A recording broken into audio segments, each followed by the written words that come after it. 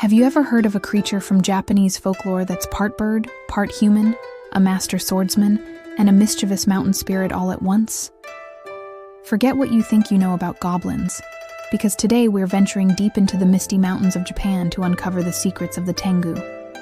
The story of the Tengu begins centuries ago, but not as you might picture them. The name Tengu literally means heavenly dog, and was originally tied to a ferocious, dog-like meteor spirit from Chinese folklore. But as these tales journeyed to Japan, they transformed. Early Japanese depictions showed them as menacing bird-like creatures, kite-like demons called Karasu Tengu or Crow Tengu. They had beaks, feathers, and a reputation for causing chaos, kidnapping people, and starting fires. They were seen as harbingers of war and disruption, demons to be feared. Over time, however, something fascinating happened. The Tengu began to look more human. The beak morphed into an unnaturally long nose, a feature that has become their most iconic trait. This led to the rise of the Konoha Tengu or Yamabushi Tengu. These are the powerful, red-faced, long-nosed goblins we often see today, dressed as Yamabushi, ascetic mountain hermits. The Karasu Tengu, the crow-billed ones, didn't disappear. They became servants or messengers for these more powerful, human-like leaders. So, you have this hierarchy, a whole society of goblins living in the remote, sacred mountains. So what do these mountain spirits actually do? Well, it depends on their mood. Tengu are the ultimate pranksters of the mountains. They love to mess with arrogant and vain people, especially Buddhist monks who aren't truly devout or samurai who are too proud. They might lead you astray on a mountain path, whisper illusions in your ear, or even tie you to the top of a tree. But they aren't purely evil. They are also known as guardians of the mountains and forests. They despise those who damage nature and will fiercely protect their domain.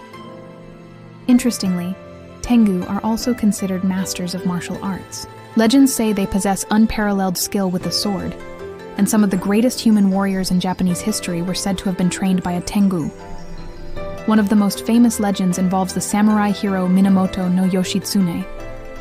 As a young boy, he was said to have learned his legendary swordsmanship from the king of the Tengu himself, Sojobo, who lived on Mount Kurama. This story perfectly illustrates the dual nature of the Tengu. They can be dangerous tricksters, but also wise mentors who bestow incredible power upon those they deem worthy. They represent a wild, untamable force of nature that is both respected and feared. From ancient demons to wise mentors, the Tengu have had quite a journey, and their legacy is everywhere in Japan today. You'll find Tengu masks decorating temples and homes, believed to ward off evil spirits and bring good fortune. They are popular characters in manga, anime, and video games, often portrayed as powerful warriors or cunning tricksters. The long-nosed Tengu mask is even an emoji. They've evolved from fearsome demons to beloved cultural icons, a powerful symbol of the wild, sacred nature of Japan's mountains. So if you ever hike through Japan's forests and feel the wind whisper through the trees, be respectful. Because somewhere unseen, a Tengu may be watching, judging whether your heart is pure or proud. Thank you so much for joining me on this journey into the world of the Tengu. If you enjoyed this dive into Japanese folklore, please hit that like button, subscribe, and ring the bell so you don't miss our next adventure. See you next time.